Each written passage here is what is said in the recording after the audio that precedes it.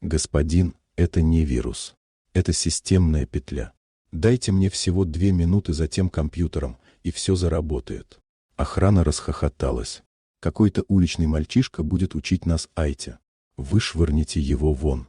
В этот момент крупнейший аэропорт Хитроу, Лондон, Великобритания, оказался на грани катастрофы. Центральный сервер управления воздушным движением полностью ушел в критический цикл. Связь с десятками самолетов в небе начала пропадать. Лучшие инженеры из США, Германии и Японии были подключены по видеосвязи, и один за другим признавали поражение. «Это необычный сбой», — сказал американский специалист. «На восстановление нужны сутки». «У нас нет суток», — ответил руководитель смены. «У нас меньше 15 минут». Пока внутри царила паника, у служебного входа аэропорта 10-летний Лео Картер собирал пластиковые бутылки. Он делал это каждый день. Его одежда была порвана, руки в ссадинах, но взгляд необычайно сосредоточенный.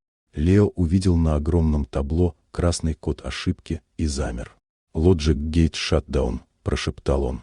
Этот код он знал. Точно такой же был в старом блокноте его отца, Майкла Картера, гениального системного архитектора, который когда-то участвовал в создании цифровой инфраструктуры аэропорта Хитроу.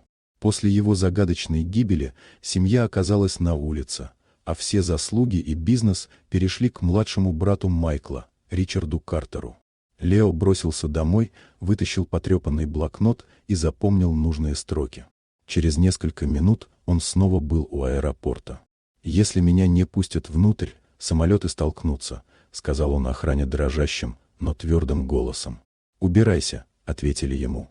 Но когда стало известно, что даже резервная система отказала и осталось меньше 10 минут, начальник смены, Джон Уилсон, услышал имя отца мальчика и приказал: «Пустите его».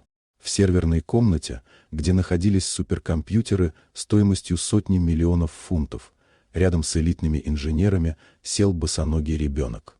Лео закрыл глаза и начал вводить команды, не из учебников, а из памяти. Когда система запросила мастер-ключ, в зале воцарилась тишина. «Этот ключ утрачен навсегда», — прошептал кто-то.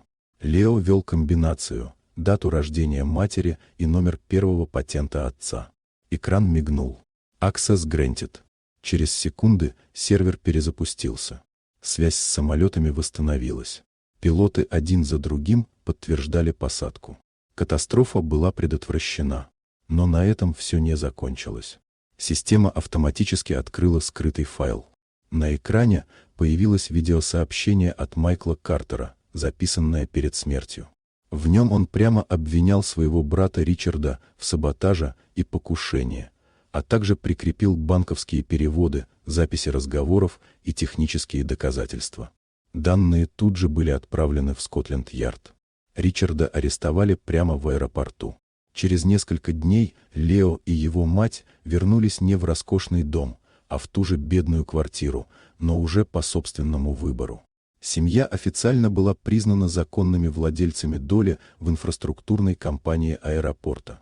Первое, что сделал Лео, открыл бесплатный центр обучения программированию для уличных детей Лондона. А у входа в аэропорт Хитроу появилась памятная табличка: «Знание сильнее системы». Правда, лучший код защиты.